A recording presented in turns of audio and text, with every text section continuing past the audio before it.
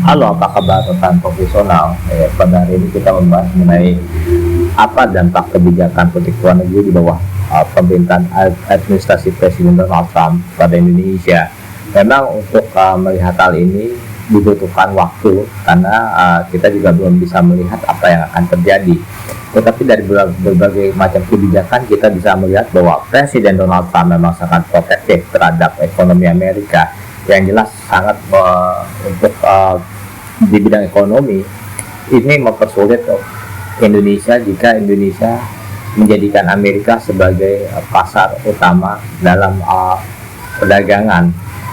Ya, ini yang harus dikaji ulang, karena jika tidak maka Indonesia akan kesulitan untuk menembus pasar Amerika. Pendekatan-pendekatan bilateral antar pemerintah Indonesia dan pemerintah Amerika sangat diperlukan untuk bisa ada pengurangan tarif impor, sehingga produk-produk Indonesia yang dijual di Amerika bisa dapat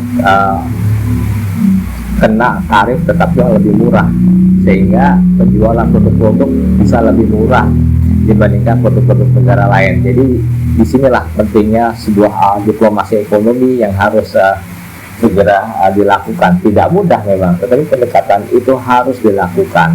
Untuk kebijakan dan politik kita belum tahu seperti apa, apakah ada perubahan atau tidak ya. Tapi yang terpenting kita fokus dulu kepada kerjasama di bidang ekonomi.